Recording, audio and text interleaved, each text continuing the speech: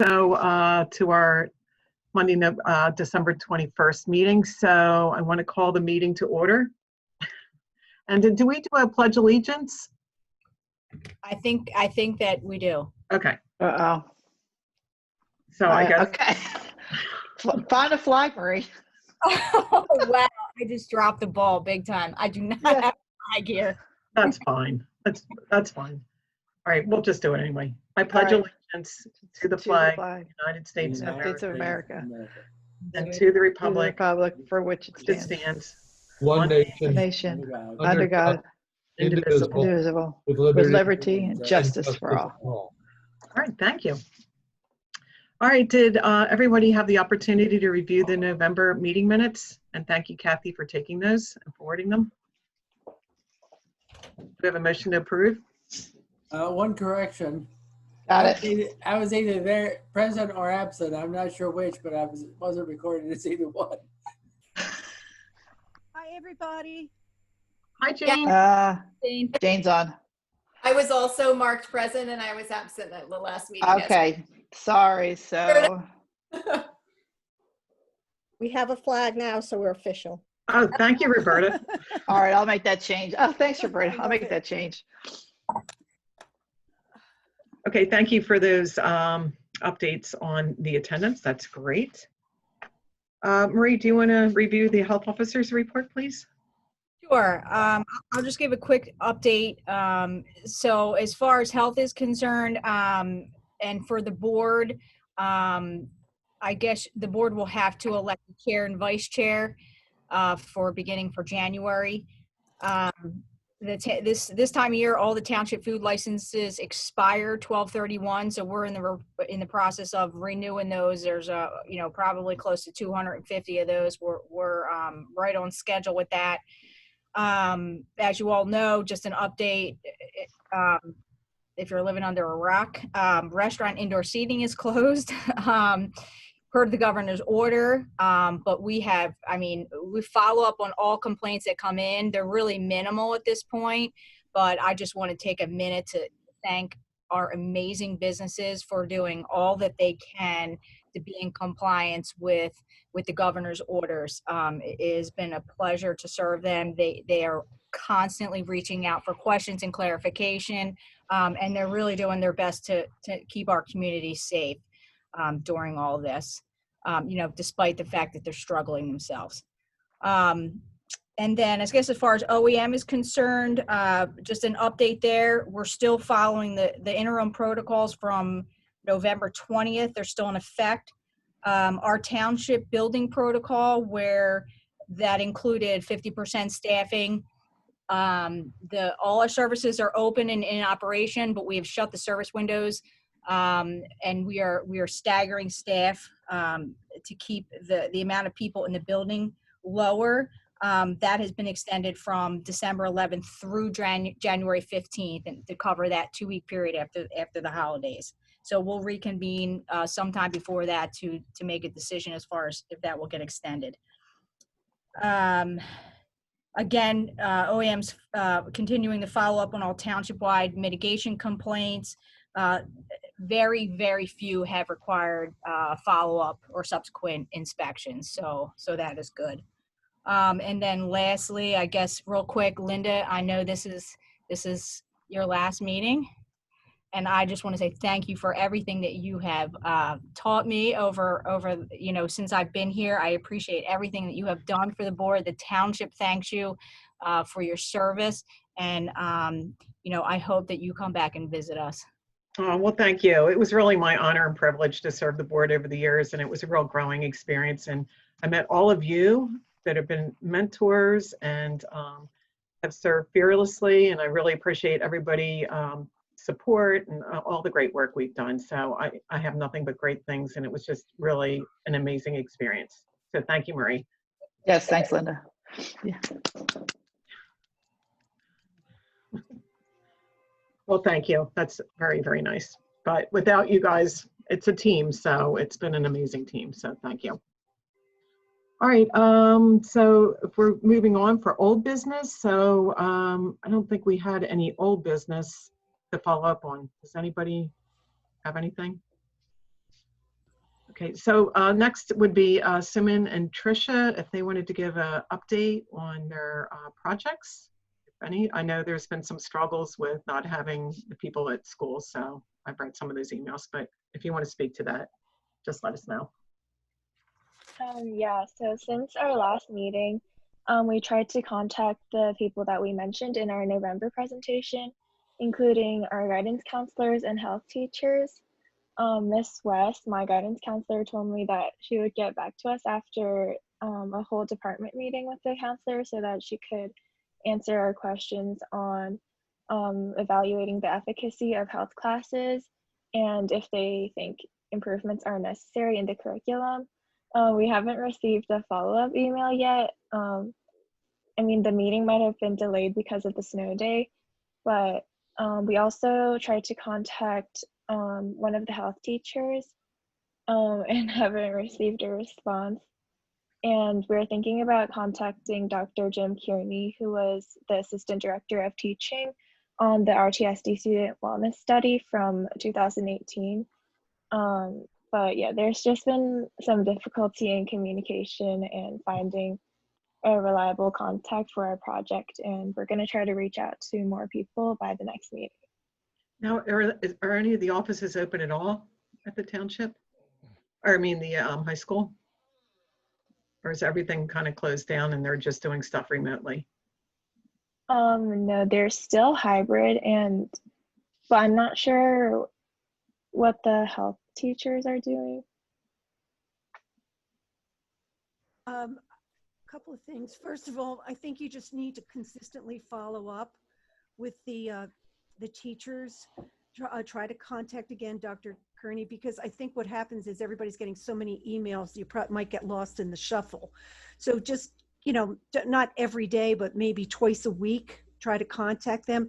And I know, I really feel for you guys, because this is very, very, very difficult to try to do a project virtually, basically, and not have access to the teachers. Because obviously when you're in school, you can go to their office or their classroom and knock on their door and say, hey, here I am, but you can't do that. So just keep plugging along, try to do the best that you can, and just know we understand the difficulties that you have. And I see Leah there, you know what they're feeling here, right? All right, so keep me posted, and you know, just try to keep on them as best you can without being, you know, a pain in the neck.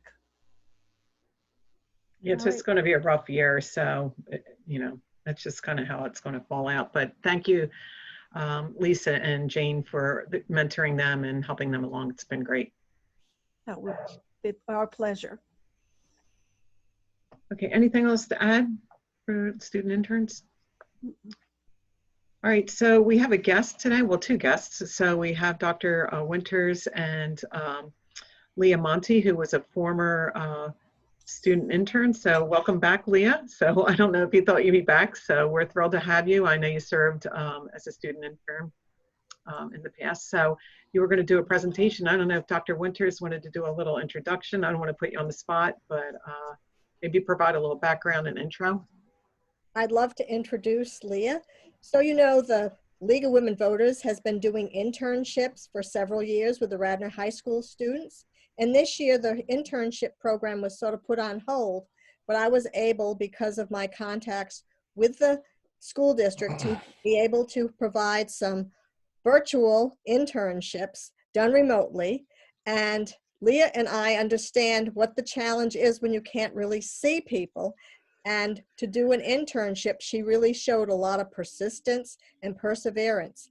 And one of the things that had come to my attention was that there's people in the township who are concerned about accessibility for students who have physical handicaps, and also some social and emotional needs. So I asked Leah if she would be willing to investigate the Americans with Disability Act and what it means for our township, so that we would have a baseline for knowing where we need to go. And I was walking today and I was thinking how difficult it must be for people with accessibility issues to get around in the snow, and the sidewalks have, you know, half shoveled here and there. So I really am pleased that Leah found a lot out about the Americans with Disability Act and actually interviewed some people and found out more than we might have anticipated. So thank you, Leah. It's all yours. Educate us.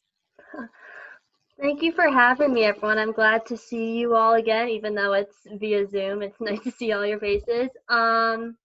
So I have a presentation. Should I share it myself? Is that? I think I have to share screen, correct? Yeah, or I can do it if that's easier. Yeah, go ahead. Okay.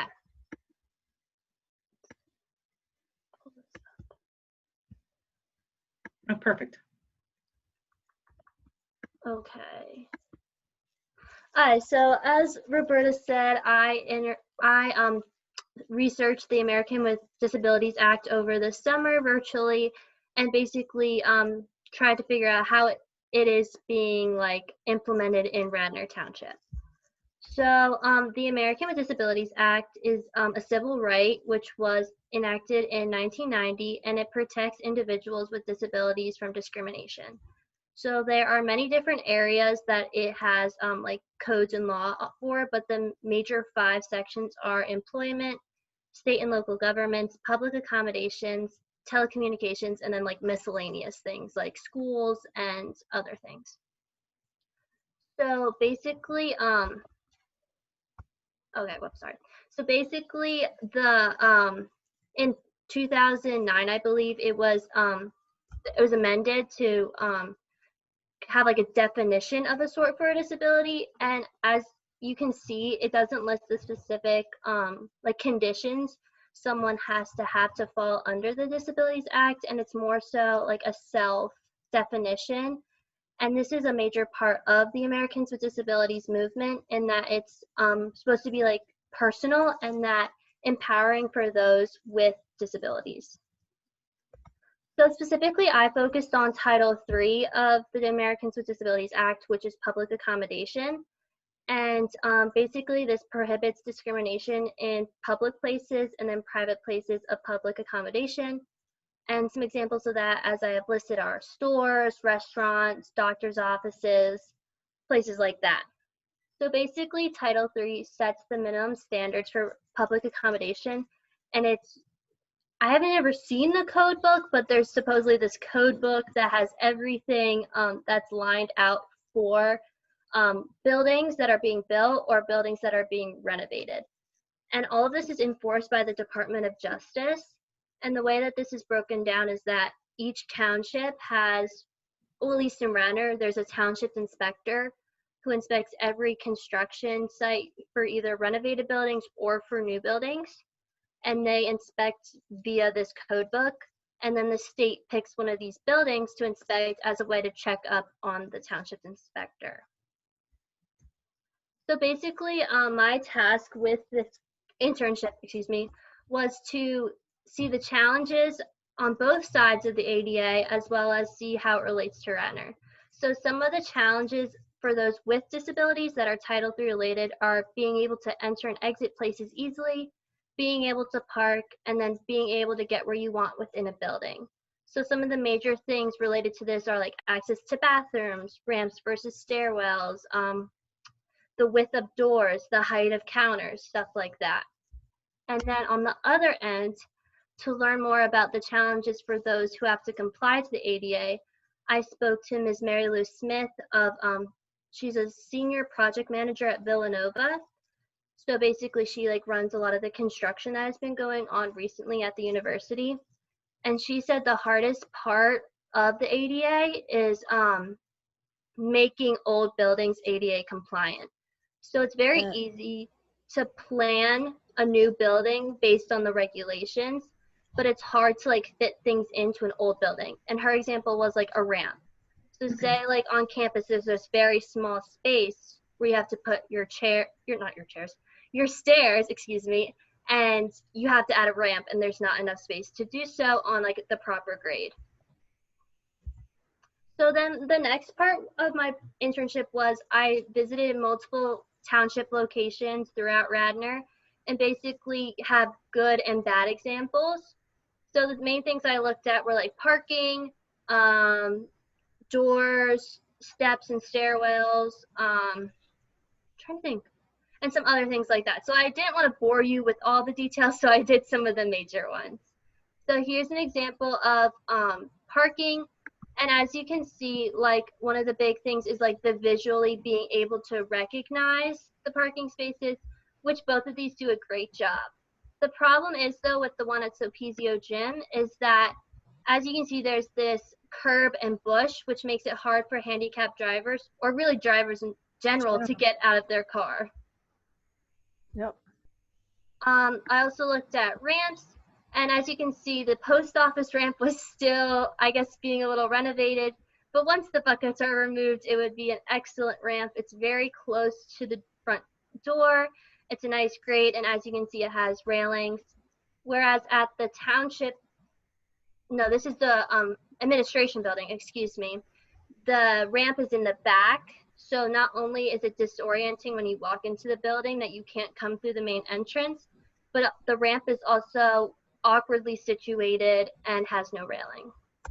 And then finally, here's some doors. Always automatic doors with good handles are always the best bet. And also, as you can see, the middle school had really wide doors, while Sopizio had very thin doors. So these were like my specific recommendations after viewing all of these. And overall, it's just making things easier to use, easier to see. The whole point of the ADA, as I mentioned earlier, is very like, what's the word I'm looking for? Like it's very like self-empowering, that these people are able to do what they want by themselves or with the help they want. So by making these adjustments that I have listed, it will help them do that. So then after this, I decided to look at some of the positive things Radnor has done in terms of the ADA. And one of the biggest things that most of you have probably heard about is the RHS ADA Accessibility and Wellness Infrastructure Project, or you probably have heard of it as the remodeling of our athletic facilities. So in 2016, Radnor parents brought up the inaccessibility of the Prevost Field bleachers and how they're very hard for handicapped individuals to access them. And it turned into a whole replanning of these bleachers, but also our athletic facilities in general. And according to a Radnorite article, and Radnorite's our school newspaper, ADA accommodation is one of the major goals of the project. And then my personal favorite part of this project was looking into community programs for those with disabilities. And some of those are Best Buddies, Radnor Champions programs, and the Special Olympics at Villanova University. And I'm a member of the Best Buddies Club at Radnor, and it's an amazing group, and I really love how they empower those with disabilities and make them feel welcome in our community. So my overall recommendation / opinion on accessibility is just advocating for those with disabilities and spreading awareness and giving them, like, understanding their issues so you can help them express themselves how they would like. So just kind of to remember their well-being as part of like a public health standpoint and to make their voices heard. So here are some of the, I don't know if you guys have the presentation, but some of my major links. All of these is where I got most of the information in the slides. And the last one at the bottom, I had to cut that slide, but it's a great organization for, it's multiple centers throughout Delaware County that have like centers for those with disabilities and helps them in all areas of life. To their president and what they do, how they empower individuals. So just one last thing, I would like to say thank you, all of you, for having me. It was great to be back, and a special thank you to you, Dr. Winters, for all of your continuous support throughout this entire process, and for bringing me back to present. So thank you. Thank you.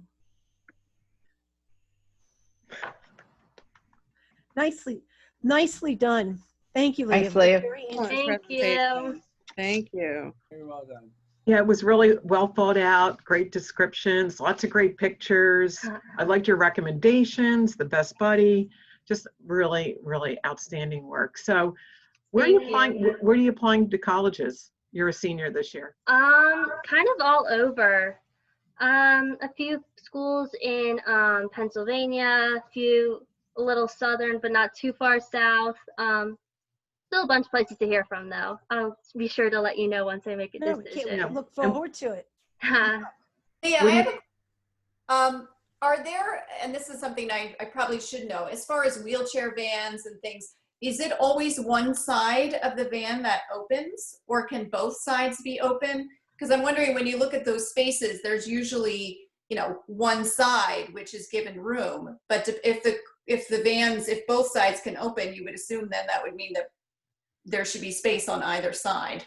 Yeah, I think they're okay for vans, the parking spots most of the time, because I believe it does open on both sides. Okay. For the spots where there wasn't room, I was more so thinking of like a handicapped driver and having them get out of the driver's side of the car and not having like the ability to get out. I think even a regular driver couldn't get out of the Oh, I car couldn't in get that out. spot. Yeah, so, but yes, I believe it would be fine for like wheelchair access, given that most of them do have those like, I don't know how to describe it, but like the slanted line parts on the side. That's great. So what are the next steps with this project? I'm not sure. I presented to the League of Women Voters. We had like an internship kind of like Zoom party to present all of our stuff, which Mrs. Goldman attended, and she mentioned something about presenting to, do you remember what board it was, Roberta? I think the facilities board of So the school board. possibly that. Overall, my presentation though was just kind of just spread awareness to just kind of keep it in people's minds who make decisions or have influence in the township, to remember those who have disabilities and to think about like how their decisions are impacting them as well, since it might be different than those of us who are not disabled. Yeah, I also think it's great to spread awareness, but if you can impact on change, that would be wonderful. So if you could present to the facilities board, that would be really something well worth doing. Yeah, I would definitely. also, I would love to have a copy of it, as I'm the Board of Commissioners representative on this board. And I could definitely take it to our engineering department, and anything that is township owned. Perhaps it's time to do another audit of our handicap accessibility spaces. And so if you could share that with me, I would definitely have that Oh, yeah, meeting with our definitely. engineering department. Yeah, I'll email you this was my condensed one. I didn't want to bore you with all the details, so Give me the big I'll one. send you a big one, yeah. Absolutely. Thank you. No thank problem. Thank you, Maura. Thank you, Maura, for being a champion. That'd be great, because I think with all that great work, we really should move it forward in some way. Right, and you've made a very clear record of some things that would be a couple of really easy solutions that would be incredibly meaningful to those who need to use it. So thank you for doing that. No problem. Thank you for helping me move this further. Well, thank you, Leah. We're really excited for you. And I forgot to ask, what's your major? What do you think you're going to major in? I'm hoping to do like some kind of like double major or major and minor with like public health, definitely. I think part of that did come from my experience on the board, and just because I want to go into medicine, some kind of field like that. So taking kind of like a bio or like some kind of interdisciplinary bio and pairing that with global or public health to kind of get that well-rounded experience. Well, I think you're definitely going to be accepted to many schools, and wish you all the best. And thank you. That was incredible work. Thank you. I'm sure that's going to be in your application. So that's great. Great. Thank you. All right. Thank you, Dr. Winters. One of the things the League of Women Voters does for every intern is write them college recommendations, right, Leah? Nice. That's about all we can do, but we try to do our best. And I want to thank you also, Linda, for your service on behalf of the League of Women Voters and all of us in Radnor Township. We know what a commitment it is to be a volunteer and to serve the community. And sometimes it's a thankless job, but it's much appreciated by those who care. Thank you. Well, thank you. Thank you, Roberta. That was awfully nice. Well, thank you. And great work. Thank you, Leah. Thanks. Okay, next we have is Dr. Joan Capuzzi that was going to present something on animal health in Radnor Township. So I don't know if you're ready, Joan. So first, Linda, I'm sorry to see that you're leaving, but because I'm leaving too, I guess we won't miss each other, but you've done such a wonderful job being at home. It's been so organized, and you're such a good leader, and emceeing the meetings. You've been fantastic. It's really been, it's been a wonderful Thank pleasure you. hearing from you. I've learned a Thank lot. you, Jen. Thank you for your friendship and everybody. I mean that. Okay. Same here. And I've loved being on this board too, and getting to know each of you, and the presentations I've learned from you all, and I think we do really good work in this township and on the Board of Health. So I'll be sad to be leaving. I am sad to be leaving.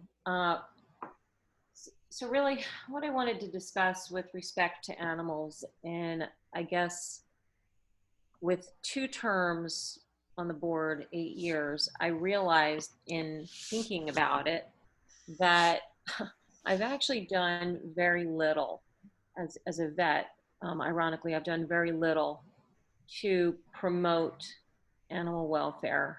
And, you know, my focus, and I think the focus of the board, is on human health and welfare. But it's been an oversight of mine that I do regret. I look at our mission statement and it says we are dedicated to enhancing the quality of life in partnership with the community by upholding the law, protecting lives and property, and providing a safe environment. We don't specify for whom or for what. And you know, the implication obviously is that it's the people in the township, but I do think that we need to be thinking about the other lives that we share the community with, the township with. I've been living here since 2006, early 2006. And the difference in population, human population, the difference in traffic patterns, and the decrease in the wildlife, they've all been stark in the time that I've been here. And the main reason I did move here has been for more the sort of bucolic nature. It's been one of those tiny niches in this whole area, other than Chester County, where it did seem like, despite being close to grocery stores and in society, there was a little bit of greater amount of nature than elsewhere. And sorry about the way too much nature in my house. Perfect background for that. No wild animals in my house. A couple of wild kids, but no wild animals. So, you know, I wanted to talk about the animals that are endemic to this area, and the ones that I think we could be doing a little more to protect. Of the birds, there are about 300 species of birds endemic to this area, and if you include the migratory ones that sort of pass by and stop, about 400 total. I've even seen, we live on Darby Creek. Creek is right behind us, and I've even seen bald eagles flying down the creek, which is actually a good sign, because that's only been in the last couple years that I've seen bald eagles. I did not see bald eagles when we first moved in, so I've seen them probably 3 or 4 times. The other animals that are in our township are foxes, chipmunks, coyotes, gray squirrels, flying squirrels, which are hard to see, and they're not all over the township, but in certain higher altitude, very wooded areas. Fox squirrels, gray squirrels, flying squirrels, bats, shrews, mice, raccoons, rabbits, deer, skunk, opossum. There used to be beavers. My neighbors who've lived here longer than I have told me that there were beavers up until about 30 years ago in the creeks. Snakes, there are about 12 species of snakes. I've had the privilege, and I say privilege because I do love snakes. I've had the privilege of seeing about 5 or 6 of those species. turtles. We have painted turtle, spotted turtle, wood turtle, snapping turtles, and musk and mud turtles. Salamanders, and I'm sorry, this isn't a picture show. I don't have images, but salamanders, hellbenders, mud puppies, Jefferson salamander, northern two-line salamander, redback salamander, newts, frogs. We have Eastern American toad, excuse me, I should say amphibians, other amphibians, bullfrog, leopard frog, pickerel frog, green frog, spring peeper, and then Eastern American toad, which is also an amphibian, even though it's a toad. So, and many of these that I've named are threatened species. So we do need to be cognizant of their welfare. I will say, you know, the major issue is development. We're taking away their habitat, and it's a shame.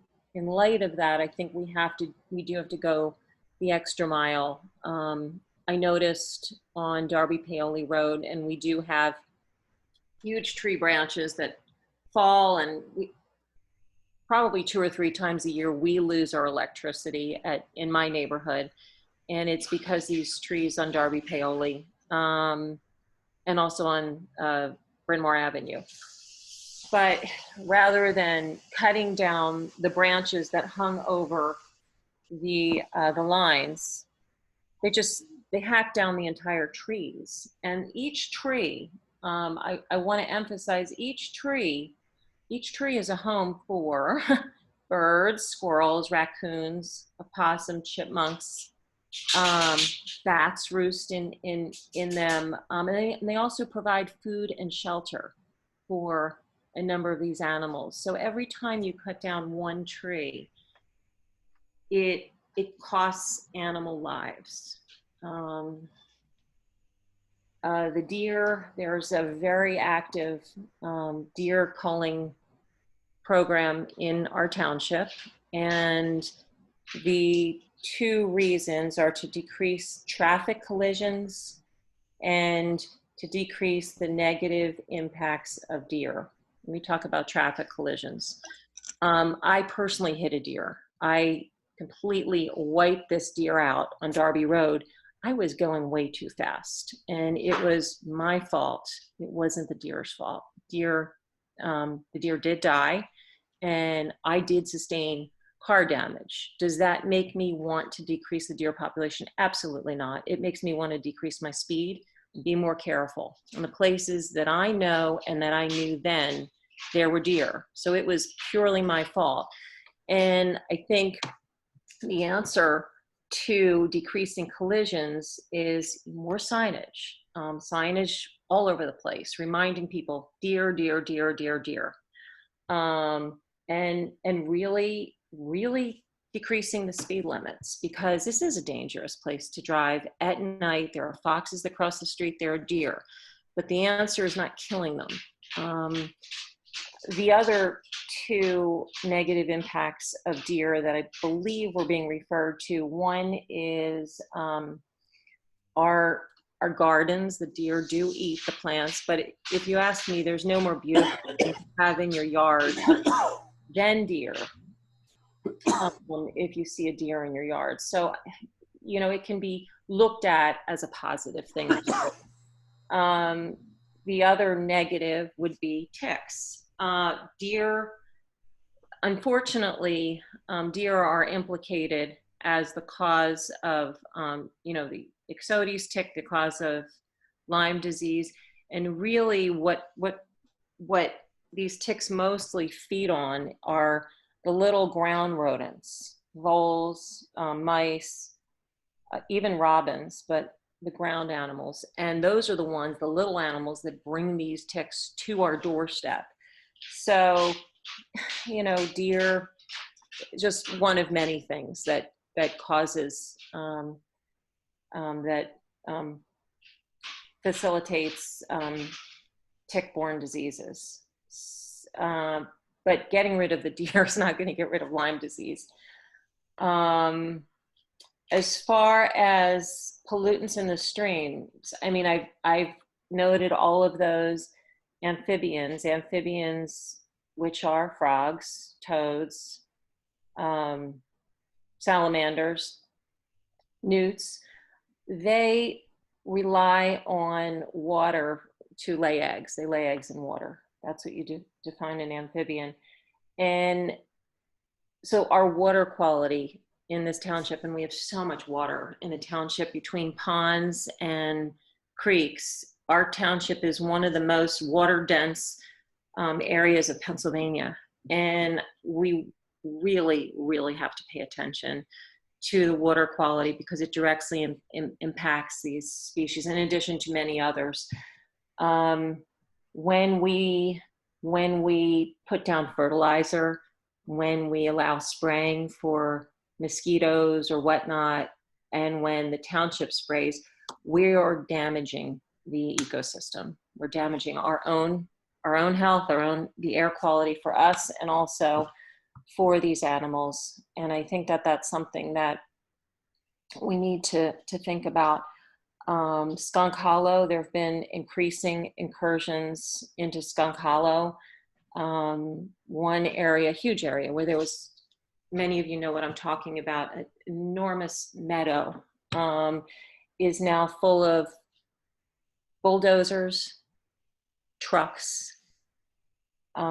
huge compost piles that used to at one time be on the driveway down below, but now it's in this, what was a beautiful meadow that's just decimated.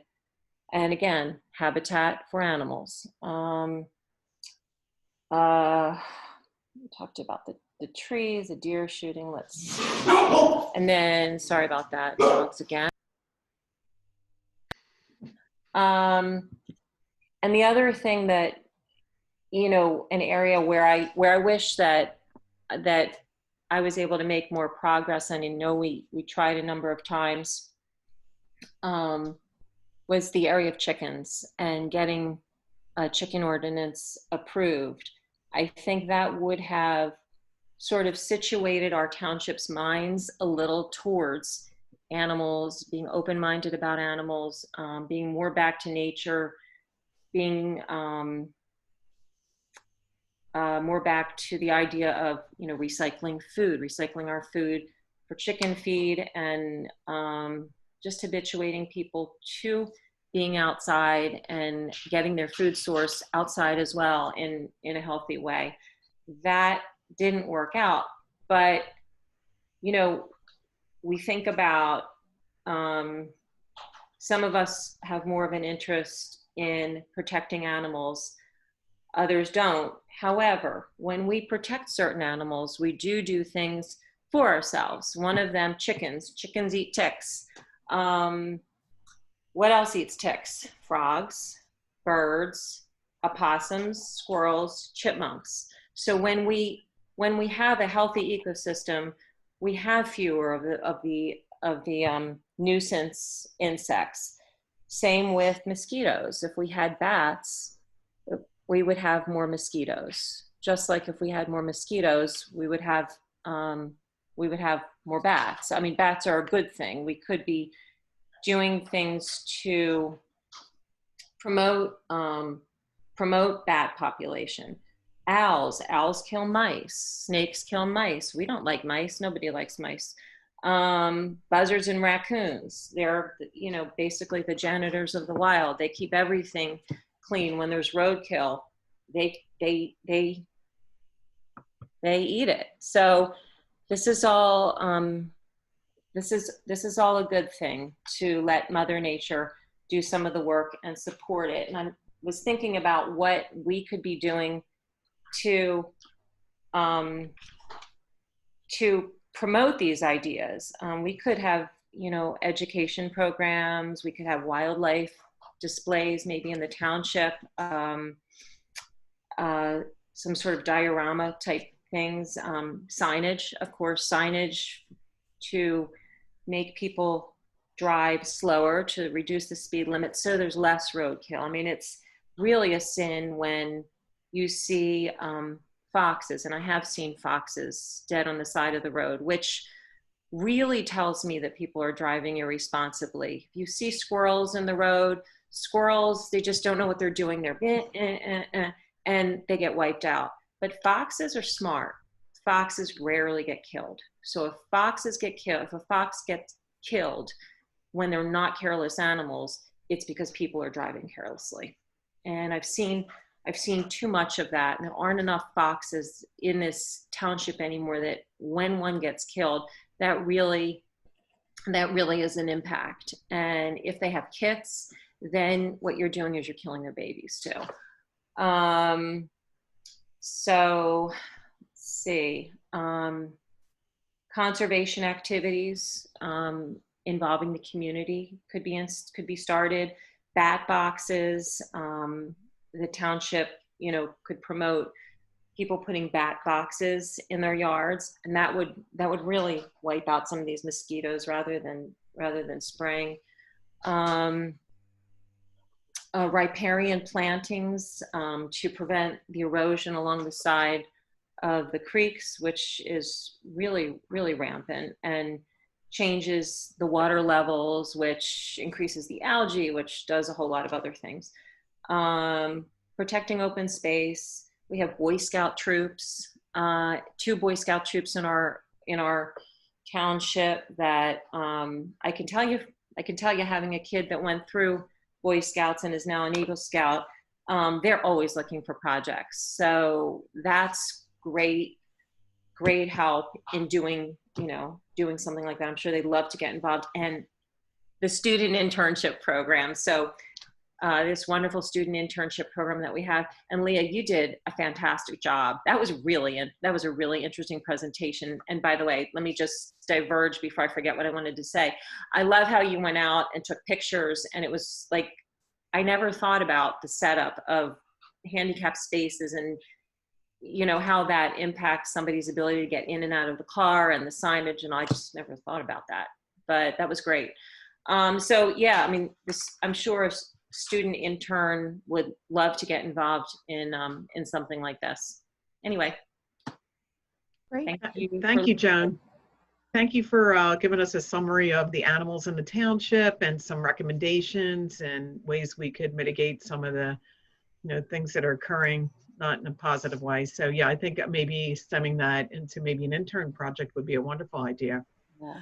You know what I find is that when I'm driving, I don't look this way, I look that way, and try to see out of your peripheral vision, because for many people, they're driving with blinders on, and then the deer comes right in front of them. Right. And so, and of course, my kids will laugh at me. I always say, where there's one, there's more. Yeah. So you always need to look out for another one. It's And true. when they come home, I know, Mom, where there's one, there's more. Mm-hmm. And so that's really, really helped me to, and obviously not to speed. Yeah, thank you, Joan, for that nice summary. Really, really appreciate it. Thank you so much. And just to clarify real quickly, Joan, I think you have another couple years. I don't know, Marie, can you clarify that? My last one. I wish I had another couple years. No, you just committed. You were reappointed last year, so you go to 2022. Are you kidding me? I had no idea. Yeah, I saw my Joan. I was all confused too. Yeah. So Kathy and Joan, I think you both asked me at the same time, not to go into a long story, but I clarified all that. You guys confirmed your reappointment, and you are here with us till 2022, which we're so funny. I had no idea. I've been now we have time to work on this, Joan. So you're not off the hook. So you have plenty more time to do more presentations, Joan. Oh my gosh. Oh, that is too funny. Well, you can think about it. Okay, so thank you again. Anybody have any comments for Jen? Dr. Winters? I think you're on mute. I would suggest you share what you've been talking about to the Board of Health with the Environmental Advisory Committee. Okay. I think they would really benefit from that. Okay. Yeah, that's a good next step. All right, I will do that. That's it. That's a good idea. Thank you for that suggestion. Marie, has there been any public feedback? I don't have good internet service here at the hospital. I do not have any public comment. Katie, do you have any public comment? No, I don't have anything. Okay. All right. Well, anybody have anything else to add? So our next meeting is scheduled for Monday, January 18th, 2021 at 5:30. Correct, Marie? Yes. And then the format may probably most likely will be Zoom, I would think. So, but more to come. Yes. Now, I just want to mention that Delaware County is going to continue with the COVID testing in January. I know we've received permission to sign up, so they're going to keep going with it. I don't know how far along they'll go in it. And I have not heard any word about distribution of the vaccine. Marie, have you heard anything? For the vaccine? Yes. For our county specifically, no. We're kind of just OEM down to talk about that right now and try to gather as much information as we can. If we come across anything, I'm happy to forward that information to the board. Great. And I can let you know that Mainline Health has started to vaccinate as of last Friday, the front line. They have tiers, and the staff are getting their first round of the Pfizer COVID vaccine. Good. So, and not a lot of side effects. So people are really tolerating it very well. So some arm pain, but that's pretty much it. I've heard a couple things here and there about fever and some body aches that are short-lived. Have you had yours yet, Linda? Yes, on Saturday. So it's being kept down at Lankenau. So it's in, they have the ability for the sub-zero refrigeration for the Pfizer vaccine. So I felt fine. So is it it's administered through the state, but is it being administered through the county infrastructure? It's a good question. I'm not quite sure how they negotiated with Pfizer to get the dosing, and I'm sure it's through the state. They had to give a certain number of vaccine doses, and they have to use them all up before they can request another round. But so Mainline Health is through 3 counties, and you're crossing a county line from Delaware into Montgomery to go from your hospital into Lankenau. So that raises the issue to me. And Chester County. So Chester County, Delaware County, Montgomery County. Exactly. Yeah. My understanding, it was all state driven at this point for Frontline. Yeah, so it's really exciting. It's really just amazing. Just absolutely. It's been a horrible year for everybody, but really, it's wonderful. All right. Well, thank you, everybody. So thank you.